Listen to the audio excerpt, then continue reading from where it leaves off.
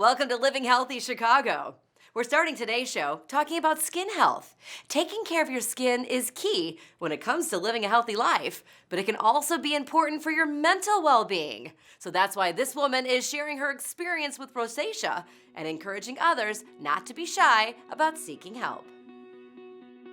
About 3 years ago, Orian Williams began noticing some changes to her skin. I was getting these flushing episodes and these flaring situations. I would have, pretty itchy red eyes. I felt like my face was almost on fire. The episodes made her uncomfortable and hesitant to go about her daily routine. It was not a great feeling. I definitely was a bit embarrassed when I would come out of exercise classes, for example, and my face would be like beet red. The cost of doing some of these normal behaviors, I would not really want to be doing them anymore. When you're dealing with those issues that everybody can see, that everyone's asking the questions like, what's wrong with your face? Like, why are you so red? Are you okay?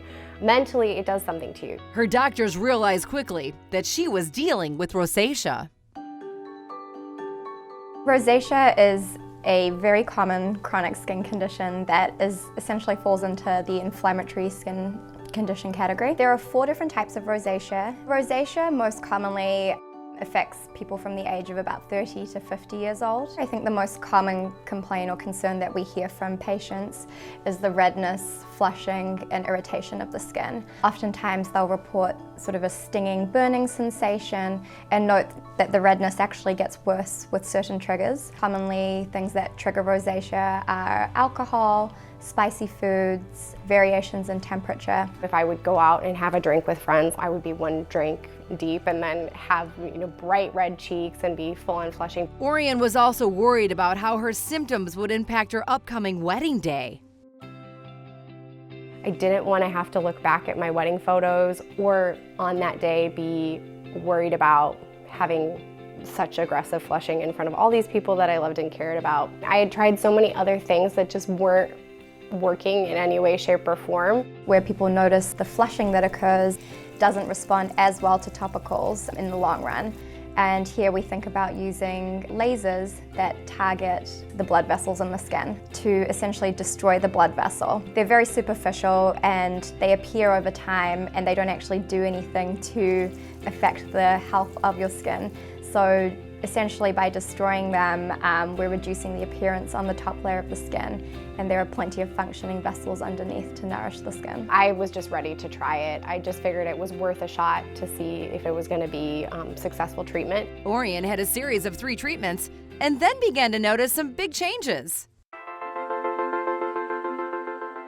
I was about 75% improved in terms of my overall appearance with the rosacea flushing. It was so much better. Orian's doing really great. Since her initial treatment session, we've done a few touch-up treatments to some areas, and that's worked out really well for her to keep it at bay and keep her skin looking like she would like it to. All of a sudden I had this freedom to not be putting on makeup, go to the gym. I rarely have any kind of flushing or flaring now, maybe a little bit of rosiness every now and then. And that success meant she could focus on celebrating when it came to her wedding day. I had no problems at my wedding. My skin was great. I think that my skin was the last of my concerns on my wedding day. The health of my skin is just so much improved. Quality of life is impacted by something that everyone can see. It is a chronic skin condition. It's very common and that it's very treatable. Have your skin looked at. There are different avenues to treat it. Dermatologists can diagnose and come up with a treatment plan. I think that rosacea for most people can be well managed. If it bothers you, bring it up. There's no reason not to kind of seek the advice and help of a medical professional. There's no reason that you should have to sit there and suffer through it. I don't have to think about not doing things anymore.